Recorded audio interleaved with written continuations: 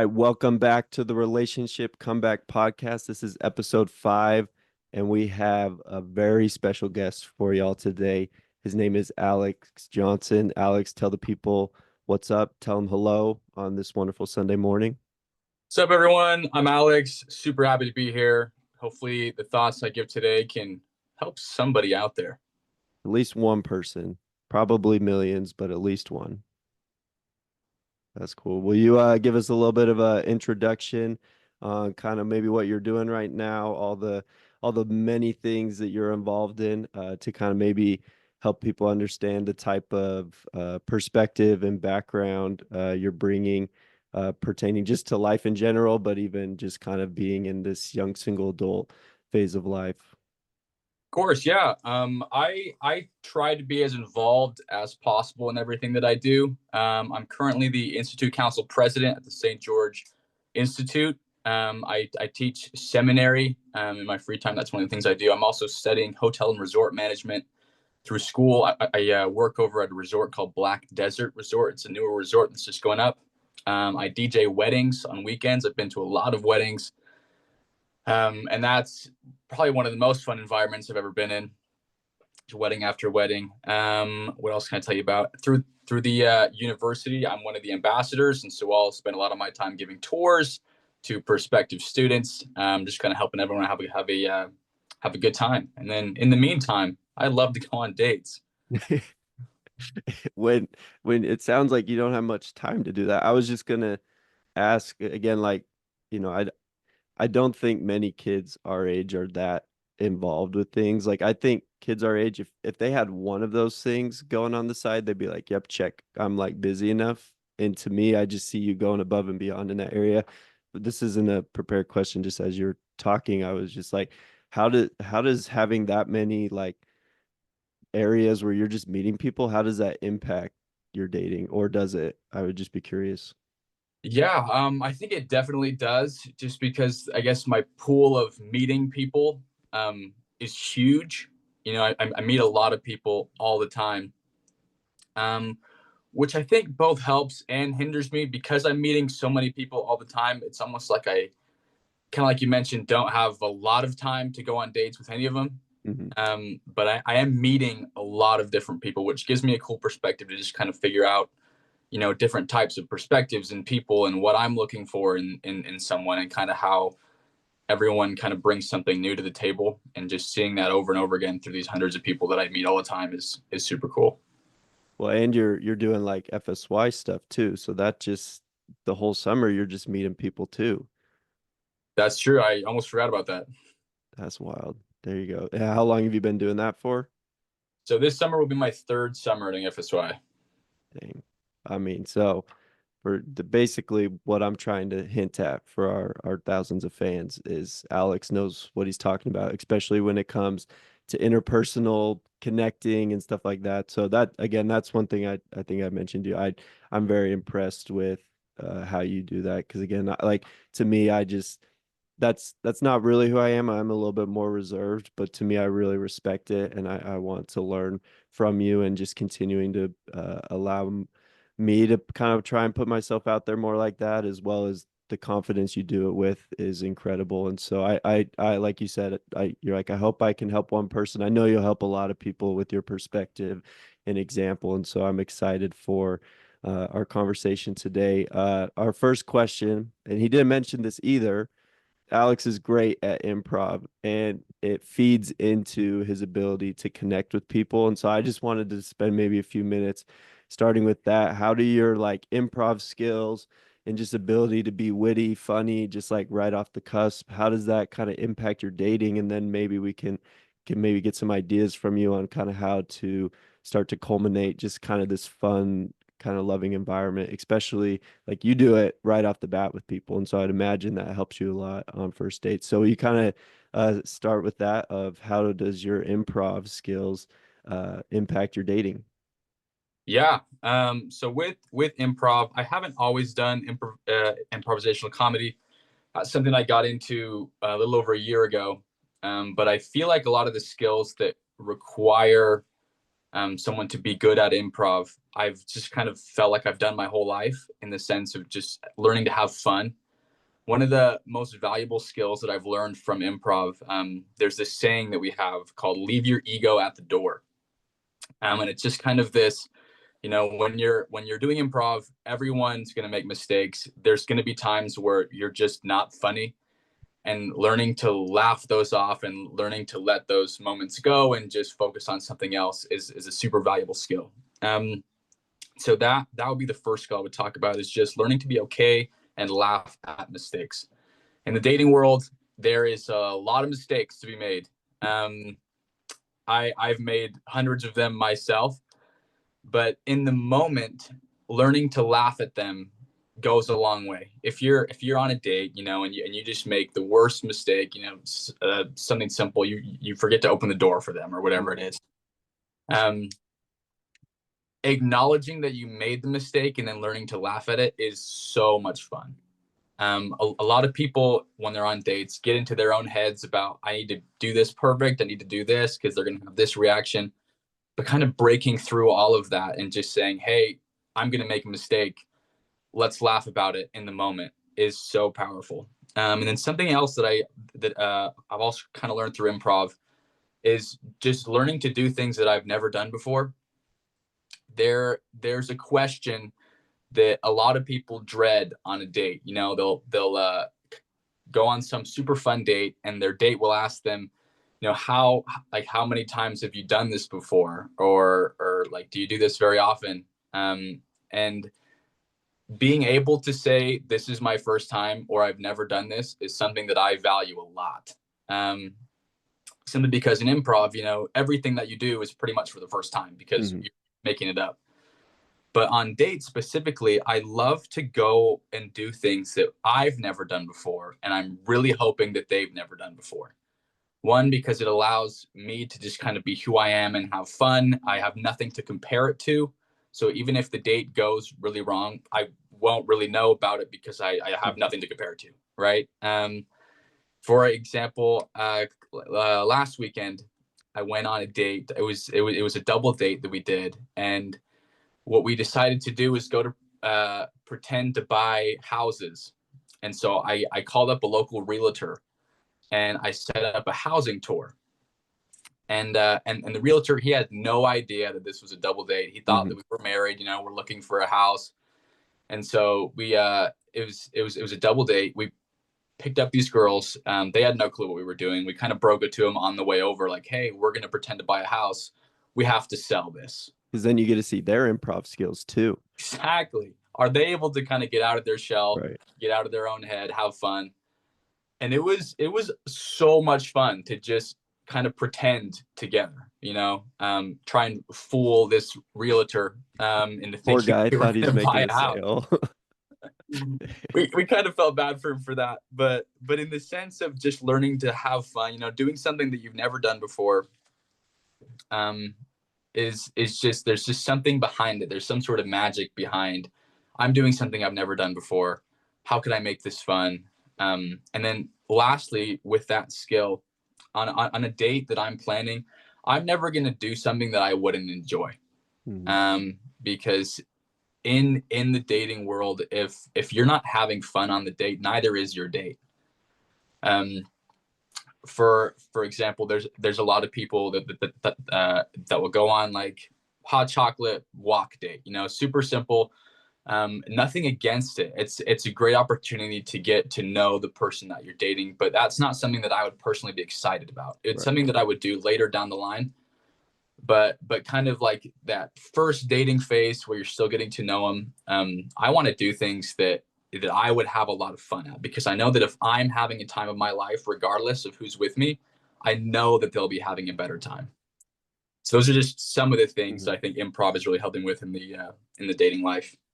Well, I kind of want to go back to your first point. Maybe we can touch on a couple of those things, but with kind of creating an environment where you can like laugh and if you make a mistake, it's okay. Like I think like sometimes you're saying like there's so much pressure on some of these dates because you're like, oh, this is my first date I've been on in 3 weeks. I got to make this one work, or who knows when another date's coming around or whatever it might be.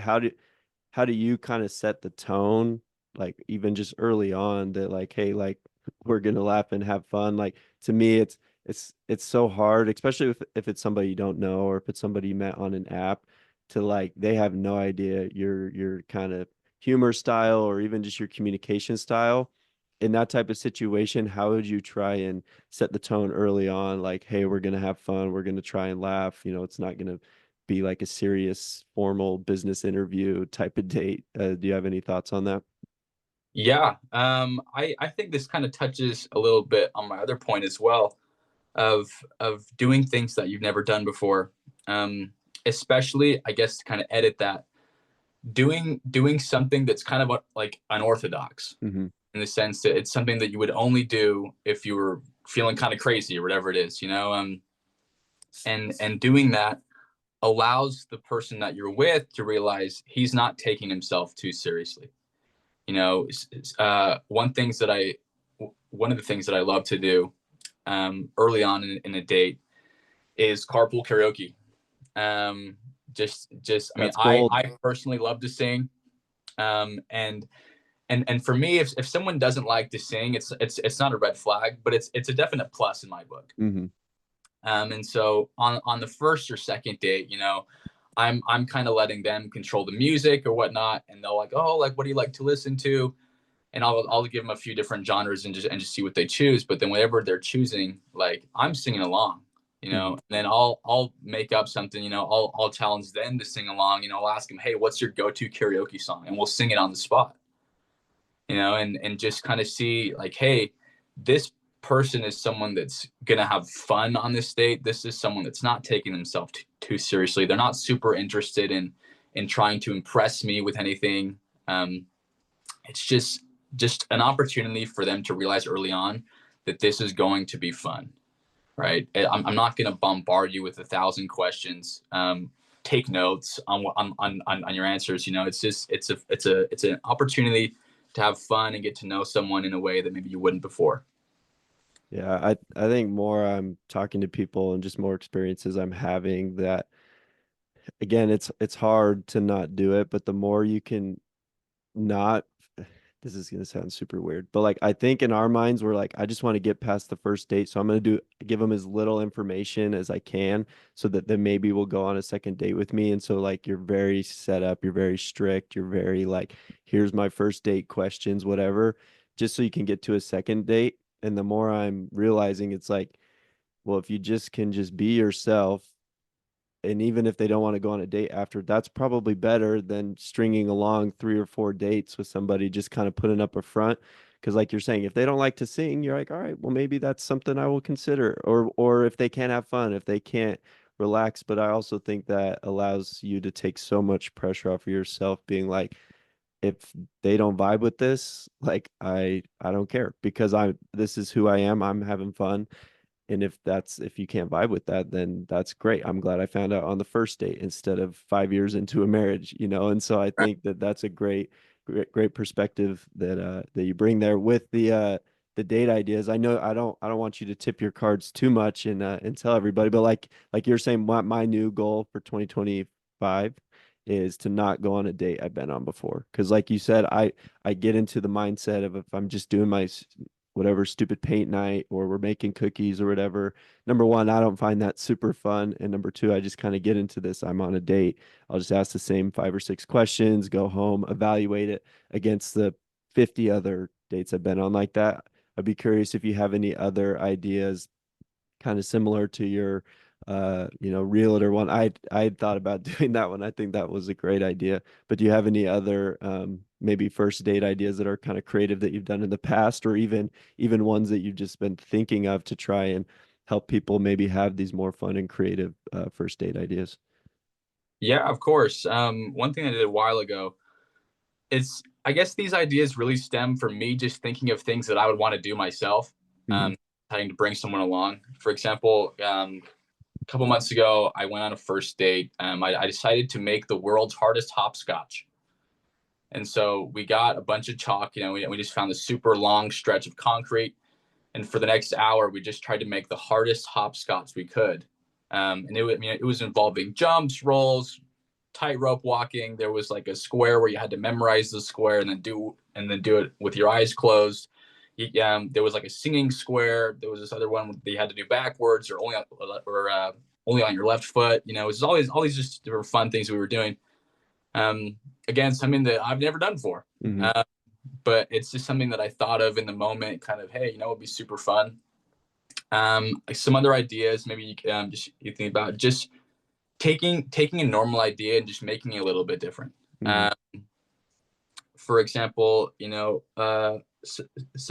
something that like a lot of people would do is go take a dance class together. You know, super fun.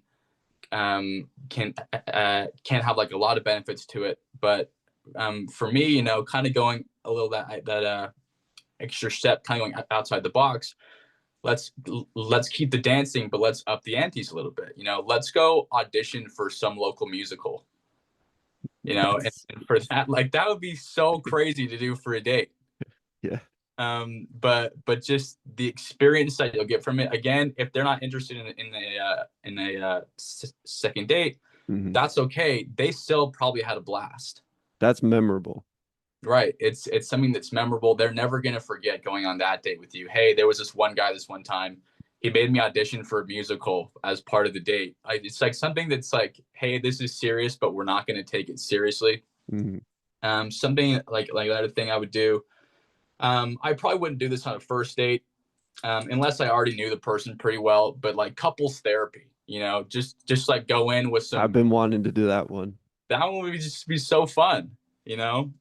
Taking real world serious situations and going on a date and just not taking them seriously is one of the most fun things I think you can do, you know. If you want to go on like a different type of date, you can go visit a different church service together, you know. Go learn about the Catholics, go to a non-denominational Christian church together and just talk about it and see what you learn, you know. Just Hmm. things things that would be have a lot of opportunities to still talk to each other during the date while still doing something, again, fun, non-conventional that you've never done before, you know. Just trying to create memorable experiences, I think, is one of the most valuable things there.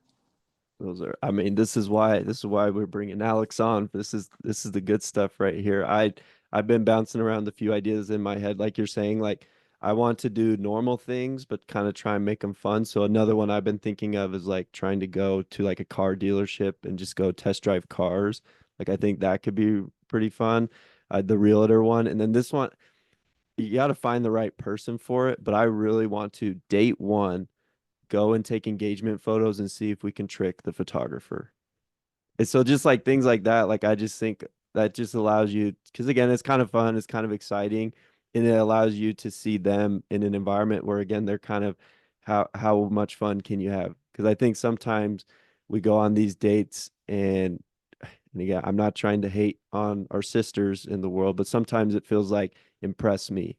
And it's like, no, no, no, like we're in this together and let's have fun together. And I think these dates just kind of it's that's off the table. It's like we're having fun together because it's not a structured thing anymore.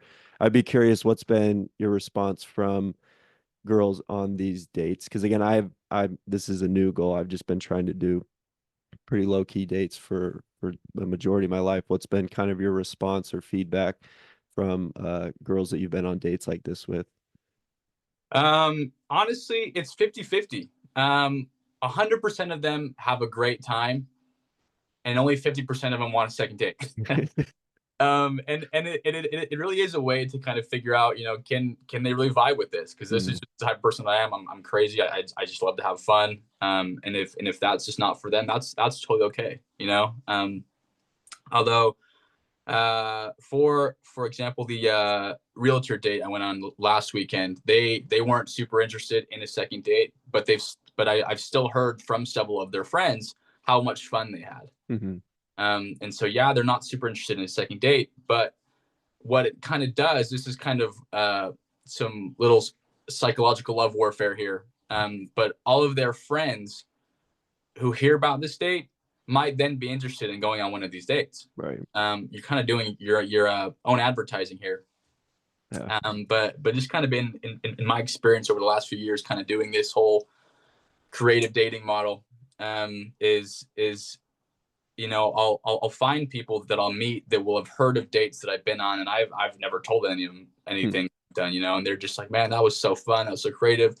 You're like the dating wizard or whatever it is, and I'm like, I don't feel like it, but it's a way to kind of advertise yourself, just have fun, and then when girls usually hear about it, they think to themselves, man, I want to do something fun like that, Hmm. and it's just kind of a surefire way to get more dates in the future. And then again, if they don't want that second date, totally okay. Learning to laugh at your mistakes, learning to just, Right. hey, not take it seriously, let's move on. Yeah. No, I think that's incredible because again, you're almost you're almost creating lore around yourself of like this guy goes on crazy dates and like to girls like that excitement is so important to them of like that kind of those sparks and you're almost creating that around yourself of like I create sparks, I create fun, I create excitement and I'm sure that that anticipation is like super cool for girls like oh I want to go on a date with Alex because I know he's going to be very intentional about it. I can't tell you how many girls I've asked out on dates on apps or Instagram or whatever in person. And they're like, I haven't been asked on a date in forever. So, like, let alone like us people trying to go on dates, we already separate ourselves. But I can imagine how much more you're separating yourself by doing that is just allowing to hopefully lead to more dates and hopefully more genuine connections like you're saying 50-50. It's like well those 50 that probably go on second dates is probably a pretty good connection. So I think that's some pretty good insights. Any other thoughts before we kind of move on to the confidence section on just any first date tips or practices like that? No, I mean, I just love what you said there, just like creating genuine connection, those 50% that do want that second date, there already is a pretty strong connection there because they already expect to have fun. They know that we're going to have fun and they're not taking themselves seriously at that point. I'm more about quality now than quantity and I think those type of dates set up for that. um I would imagine going on these dates requires an immense amount of confidence. If you are not a confident person, you're not going to go and audition for a musical. I think that's a great idea. I can't sing or dance, so it would be even more funny because it would just be like, what in the world is this guy doing? But like I again, that's something that impresses me a lot about you is that kids our days, like I just don't see like a genuine confidence. And I'm sure you have bad days. I'm sure, you're maybe like, I don't even feel confident, but you come off as very confident. And it's not like a cocky type of way. It's just like you're like, I know I'm funny.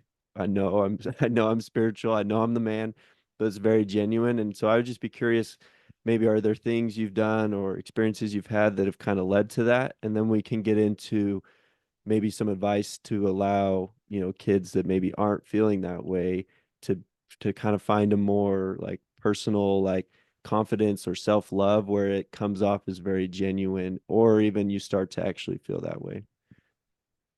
Yeah, kind of starting off with that first question, developing that level of confidence.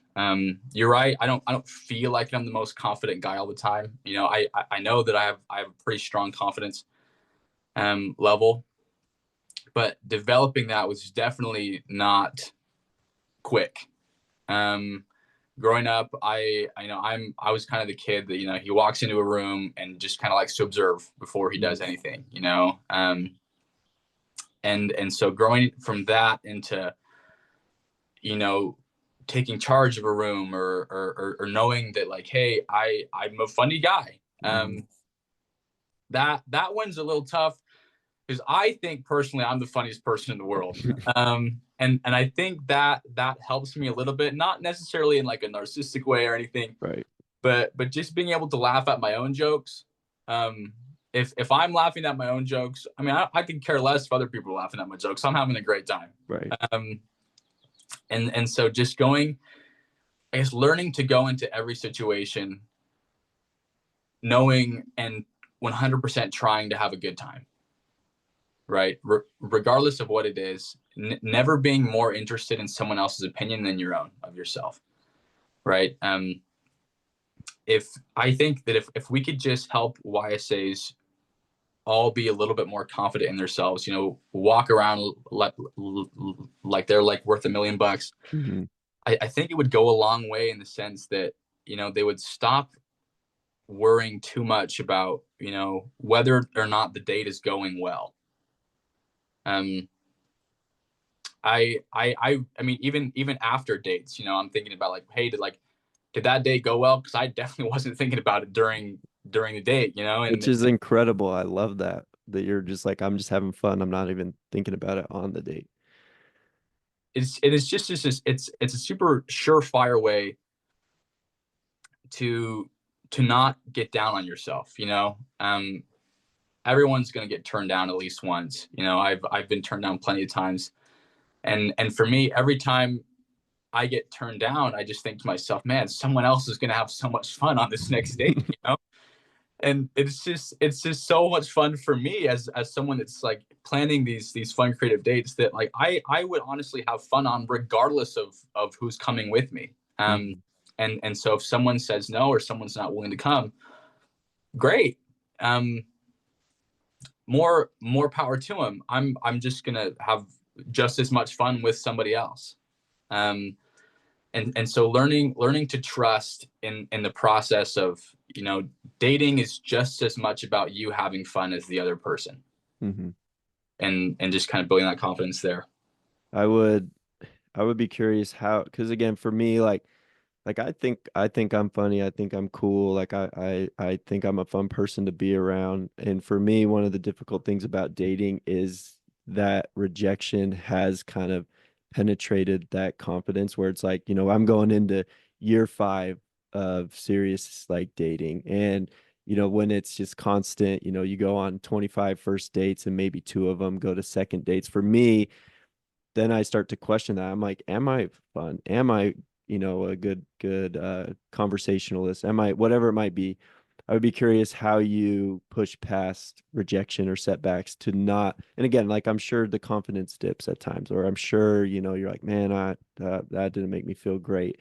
But like again, how do you try and better rebound either quicker or like you're saying, just having that instant mindset of their loss, I'm gonna have fun either way, or bummer for them, they're gonna have the second most attractive husband in the world, or like whatever it might be. Like, how do you instantly try and create that rebound mentality? Yeah, that question is a little bit harder, because again, with every rejection, there is some part of that that always seems to break through. You Hmm. know, of that person saying, I don't want to go out with you, and that's going to be hard regardless. And I think for me, it's not that my confidence level never dips, or I'm always saying, "Oh, better luck next time for you," Hmm. and it's not necessarily that. It's more of a, um, what are things that I can do after being rejected that do build my confidence level? And for me, I that's why I love to be so involved in everything that I do, because if I get rejected on a date, then there's 5 events that I'm going to later with friends, or I'm going to go DJ this wedding and help someone else have the time of their life. Hmm. At this event, other things that really build my confidence level and just kind of take my focus off of being rejected that one time. And then also being in a situation where I'm constantly meeting new people.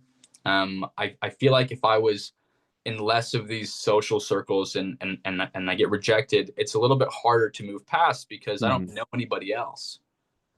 And so, I would have to branch out and find new people to date or to ask out. And then I think that personally is what helps me a lot, is just being able to say to myself, okay, I've been rejected. They're not interested. Okay.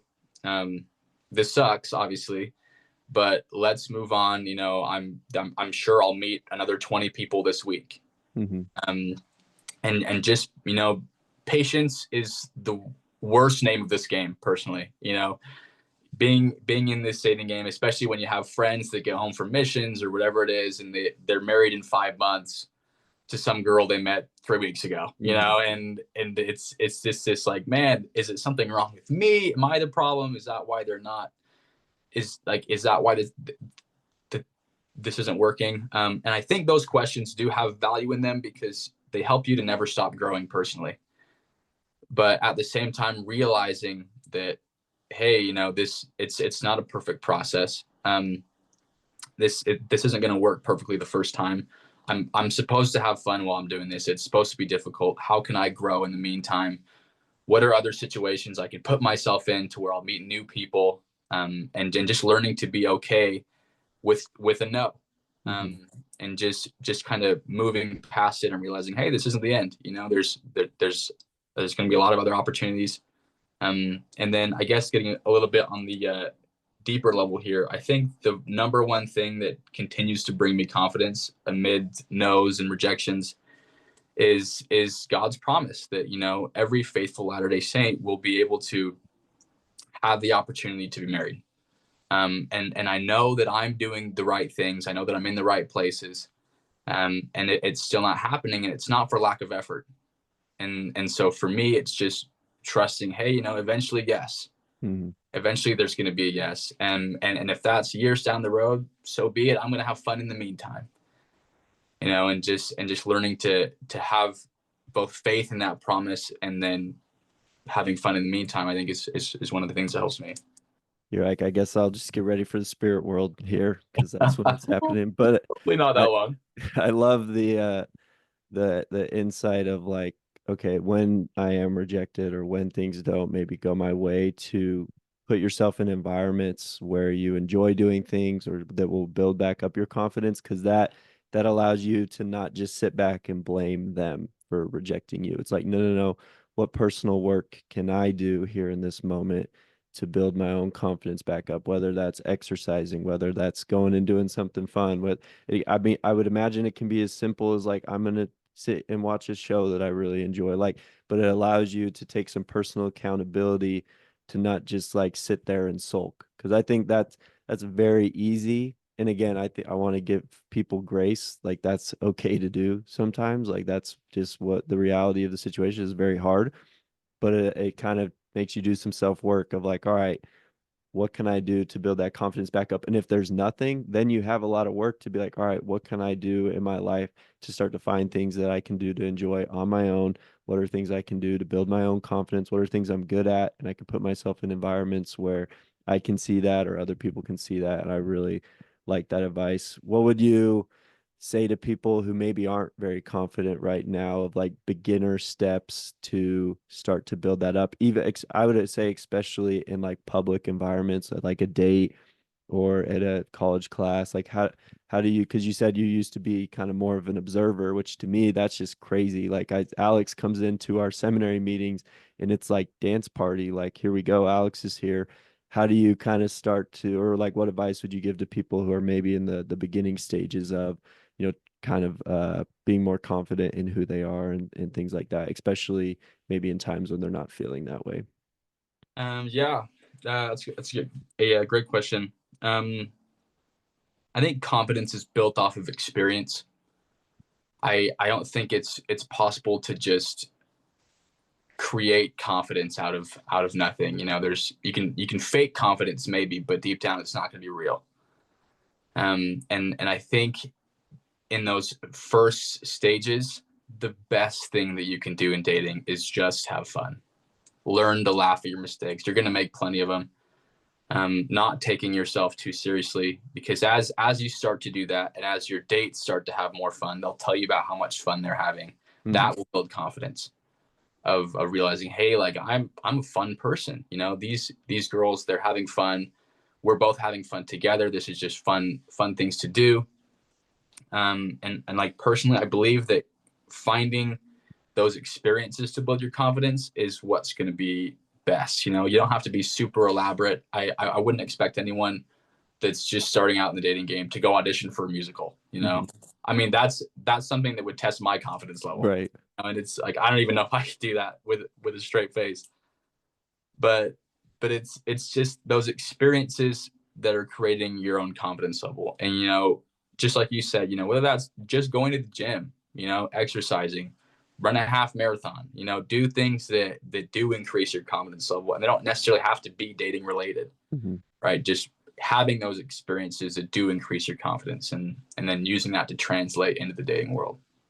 You got to find wins wherever they can come to increase the confidence. I know Peyton Man. I mean, there's the Peyton Manning talks about how they're like, do you get nervous to play in front of like all these fans? 17 weeks out of the year on Sunday, and he's like, no, because I've been successful. I've prepared and seen myself succeed or whatever in all different phases. So he's like, I already know I can do it, type of deal. He's like, I've done everything I need to. And I think, like you're saying, like you're like, if you've seen yourself succeed again, maybe succeed, not get married, but like I've had good first dates, or I am funny, or I am charismatic, I'm fun to be around, I can create a fun first date, then you can just kind of sit back and almost it's muscle memory to be like, all right, I'm just going to be who I am. Versus if you've never been on a first date before, that first date's probably going to be a little uncomfortable and you're going to need to practice and need to work through that. So I think that's great advice. Kind of going into my last question for you is just, and we've kind of asked most of our guests this question, but I love getting just everybody's perspective on this because at this point I've kind of been pretty open and honest with my audience of millions of people, that I'm out of answers. I have no idea what's going on, and so I know that my perspective clearly is not the right one or the wrong one, but it's clearly one that needs more voices. And I just kind of want to hear your thoughts on what we can start to do, like from your perspective, your experiences, to create a healthier environment. And I think you're doing a lot of things, the things that you've mentioned, but just as you've had a chance to maybe ponder about that or think about that, what were some of the things that came to mind? You're like, I wish we could do this, or this, if this stopped happening, this would be a much healthier environment for dating, setting up more successful relationships to potentially end in marriage. Yeah. I personally, I mean, these are just my own thoughts. I'm no biblical expert on this, but it's my own opinion that there's far too much worry and stress that are involved with dating nowadays.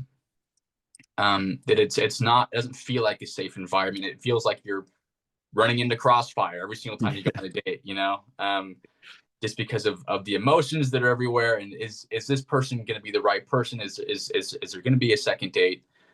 What am I supposed to do if it goes wrong? And it just seems like it's this, emotional warfare that you're getting yourself into. And I feel that has a lot to do with both the way that we're dating and our expectations behind it. For girls, I know that a lot of them don't always feel super comfortable going on first dates with someone that they don't know. Mm-hmm. Right. That's because, hey, they don't know what this guy's intentions are. They don't know what they're going to do. And I think that, for one, is not necessarily a problem, but something that we can fix. I love to be as clear as possible about my intentions before first dates, second dates. Pretty early on, I make it known at some point, that I'm not a big physical touch person before I'm in a relationship. I'm not going to try and kiss you on a first date. And that, at least in my experience, seems to bring some sort of confidence to the people that I'm dating. That they know that, like, hey, They're this. like, oh, okay. I know, it's so sad, right? I know. Yeah, they're probably like, well, now I don't even want to go because no, I'm just kidding. But it like, especially on first and second dates, that's kind of one of their big worries. And even if they would be Mm-hmm. okay with that, knowing, hey, I'm gonna go do this, we're gonna have fun, and then he's not gonna try and kiss me, Mm-hmm. or he's not gonna hold my hand. That at the beginning creates a sense of confidence for them, and it takes a lot of pressure off me. In the sense that I'm not having to worry about reading signals that they may or may Right. not be giving, or trying to do this. I'm just very clear in the fact that, like, yeah, I don't do that stuff on first, second, third dates. Mm-hmm. And for me, that's kind of created a very safe environment for the people that I'm with. Just because, they know that. And so just being a little bit more intentional with the way that you're dating, with these things that cause people concern. On a lot of first dates, if I don't know them and it's someone, and it's like not a double date, if it's like one-on-one and it's just me and them and I've never met them before, I asked them out on an app or Instagram or whatever it is, I'll usually tell them what we're doing beforehand. I'll usually give them a whole, like, hey, this is what we're going to do. This is what time we should be back. This is how long it should take. Because I don't want them to be worrying about it. Right. Now, double dates are a little bit different because they're usually with a friend that they trust. And so I'll usually be a little bit more mysterious in the fact that, like, I'm not going to tell you what we're doing. This is going to be a surprise. Hmm. It's going to be super fun, right? But just kind of creating that confidence for them as well in the date that they're going to go on with you. And just kind of reading that room and seeing, is this something that they would be worried about? Are they stressed out about this? I think playing a lot more to those needs would kind of create a healthier environment there. Yeah, that's one thing that I've seen be really helpful. Like, at least from my experience, girls are very nervous about when is this date gonna end?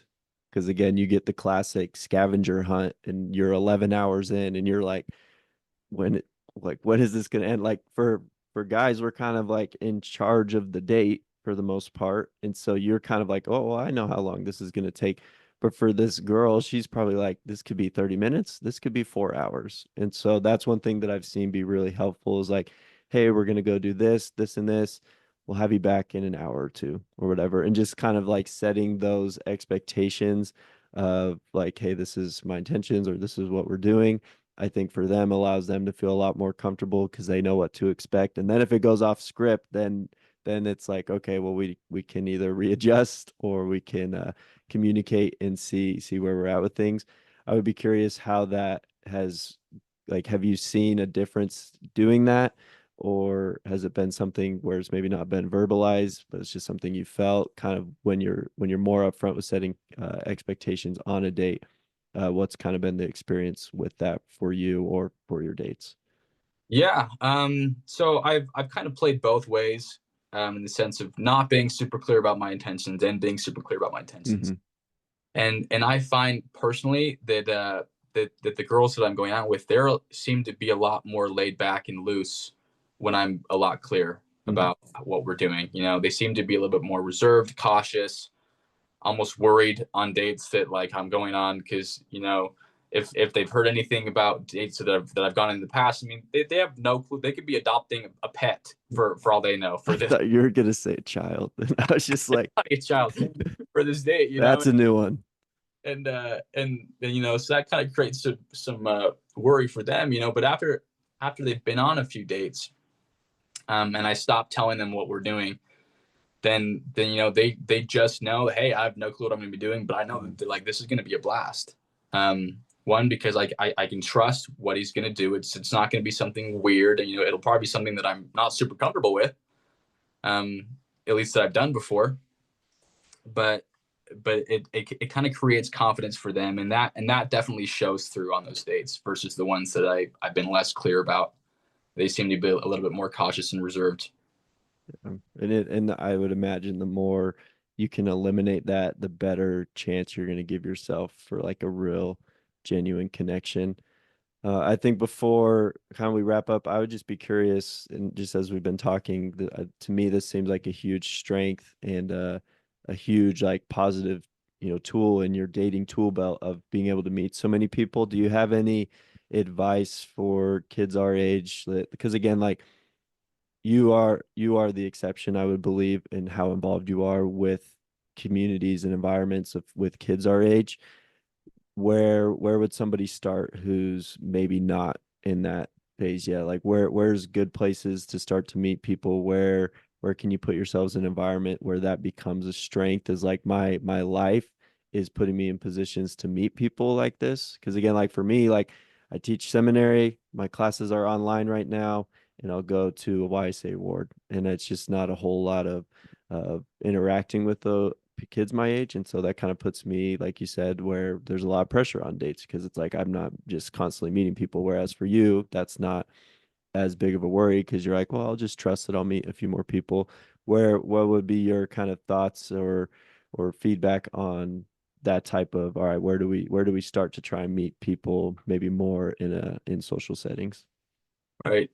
Great question. The first thing that I would say is get involved with the institute program wherever you are. There's usually one in every area where there's YSAs. But meeting people through that has been absolutely phenomenal. When I first moved here, I didn't know anybody. I wasn't involved in anything yet. And I moved into this new house I was going to live in, and my roommate happened to be the Institute Council president last year. Hmm. And I hadn't been in the house for 20 minutes when he asked me to be one of his vice presidents. Which I was like, yeah, sure, let's do it. I have no clue what this is or like Right. what I'm going to be doing. I had never been to an institute before, and so kind of jumping in both feet. I started to meet a lot of people. I was going to all the activities, and that for me was one of the hardest things. Is it's really hard to go to activities when you don't know anyone there or Right. you're not going with a friend, and that's one of the hardest parts. But I think getting over that hump at first is going to be what's best for people. Getting involved in your elders quorum or relief society, meeting new people, making a new friend. Just going with the expectation, hey, I'm going to talk to somebody new today, and just be as involved as possible. Whether that's, hey, I'm going to go to 2 YSA awards today, or I'm going to go to someone else's ward activity and just keep meeting new people. I guess if I didn't have so many things built into my life that would help me meet people, um, I just also love to create experiences and places where people can meet. Hmm. Whether that's, for example, we do a YSA Come Follow Me study at our house every Sunday night at 8:30. And everyone's invited. Everyone can bring everyone, and so we'll get 1 or 2 new people every week, and it's a different crowd every single Sunday. But people are like, hey, yeah, I heard about this from a friend. I decided to come, and it's been a super cool place for people to just meet new people. Whether it's doing that or planning like a group hike, inviting 6 of your friends, and then telling them to bring their friends. Hmm. Just creating these opportunities for people to meet, I think is just another thing people can do if you're not able to be already in social environments where you're meeting people. That's one of the big blessings of being a member of the Church of Jesus Christ of Latter-day Saints is if you want to, there is kind of that built-in um, opportunity to meet people. The hard thing is I think some people are like, well, my ward stinks, and you just kind of derailed that. Well, it's like, well, go do 2 YSA wards, go to these different activities, start your own activities. And to me, I think even myself, it's just like I create a lot of excuses like, well, I don't like the people in my ward or my whatever, like, and you just like, then you just give up. And to me, I think you're just like, all right, well, I'll just figure out something else. Like, it's not a big deal. Like, I'll have stuff in my house or we'll do a hike and things like that. And so I think that's a great mindset. Even going back to our last question, I think that's a good way to um, create a healthier dating environment is if more people were actively trying to do that, then all of a sudden people are meeting and we don't even have to rely as much on the apps because I think that creates some pretty high pressure situations if you're relying fully on those apps. Any final thoughts or insights or pieces of wisdom before I know you got to get headed to church here in just a little bit, but any final Alex Johnson pieces of wisdom before we sign off? Um, Tough question, probably the toughest of the night. Hmm. Um, Probably just don't take yourself too seriously. The dating game is one of the messiest games anyone's ever going to play. So many emotions are involved. Some people are having fun, some really aren't having fun. Um, and just remembering that like you can be the difference in someone else having faith in the dating game again. Right. You can be the person that takes them on, even if it's just a first date. That kind of gives them a little bit of extra hope. And hey, maybe, if people still go on dates like this and it's still this fun, maybe there is still hope for me. Even if you're not doing yourself any favors by the dates you're going on, maybe you're doing some other guy a favor. In the sense that his future wife is going to have faith that he's out there. Mhm. Um, and so just kind of looking at the big picture here that it's not all about you, it's about them. It's a two-player game. Learn to have fun with it and just see where it goes.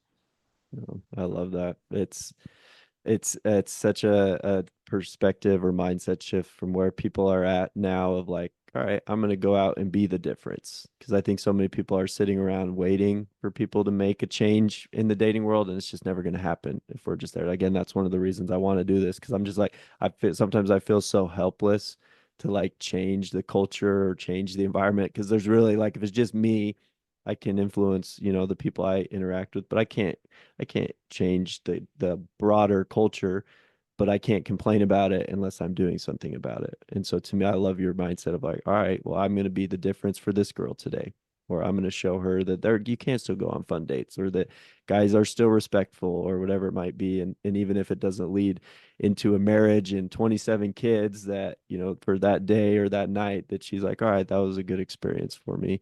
If anyone, all of our female listeners are probably wondering where do we find you? Do you have an Instagram? Do you have Facebook? Can we just you got to give us a little bit of information if people want to reach out or maybe ask you out on a date. Yeah, that'd be absolutely great. All these millions of listeners. Yep. You can follow me on Instagram. I'm on Facebook as well. Alex Johnson on Facebook. Instagram is mmhmm_Johnson. Spells Johnson. Reach out, ask questions. I'll take you on a date. It'll be fun. Perfect. There you go. That's the benefits of having millions of followers or millions of listeners is that it's just anyone that comes on here basically they're guaranteed to get married after. So there you go. Well, I appreciate your time and coming on here again. I really respect and admire your just mindset about life, but especially just the conversation that we've had today. And so I appreciate you giving us the time to be able to come on here for a little bit and share your wisdom with our listeners. Thank you, Carter. Super appreciate it. Awesome. Well, this has been episode 5 of the Relationship Comeback, where we're learning to become the one so we can attract the one. We'll see y'all next time.